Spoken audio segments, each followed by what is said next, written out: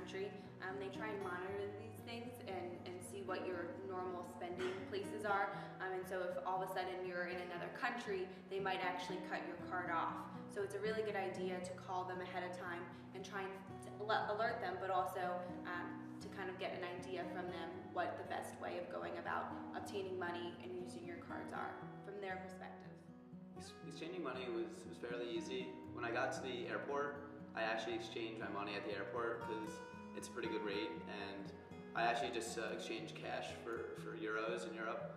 And other ways I would go to ATMs. There's ATMs all around Europe. In the cities.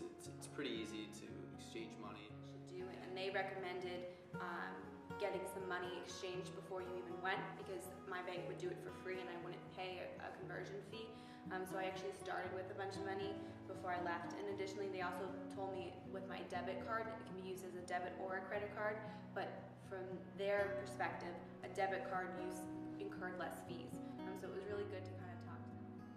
I use ATM instead of local bank because I use Wells Fargo's debit card, so I can take money, withdraw money there, but with like 3% processing fee.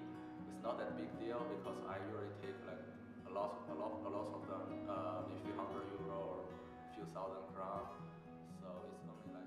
In order to budget your money in abroad, especially in a city like Paris, which is really expensive, we would try to go out to dinner for like maybe 3-4 days a week, and the other couple days we would actually get together, the whole group, and have like family dinners where we would go food shopping, and we would also buy snacks to keep with us, so that way we could save a lot of money.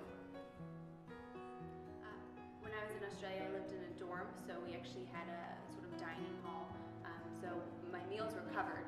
So I tried not to spend too much money out eating, just because I had already paid a fee to eat, and I wanted to save that money to travel and go and see other things and see attractions and all that. So it was really just trying to keep an eye on how much I had and what I wanted to accomplish, and if I knew I wanted to take a trip ahead of time, try and pay for it ahead of time, so that when the time came, I knew it was already prepaid and I didn't have to try and scramble to make the money. People like to say that don't think of it in terms of dollars, because then you always get ripped off.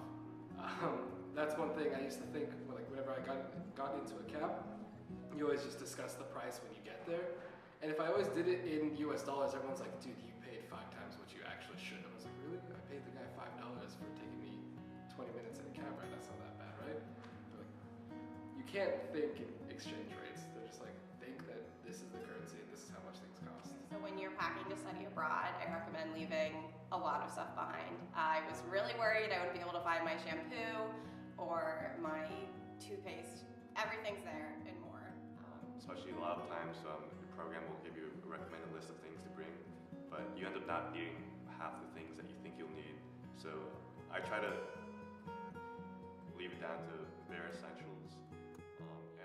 What you really do need to bring is stuff for like all types of weather.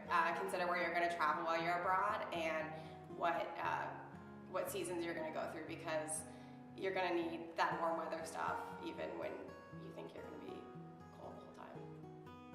Okay, so for girls, I definitely recommend leaving your nice stuff at home, straighteners, curling irons, and blow dryers, because they'll blow with the voltage powers abroad. So there I just bought cheap hair dryer, and some of the girls we shared like straightener, curling iron. We would all pay in and we just rotate that throughout the house. So less is more generally. That's how I go about packing.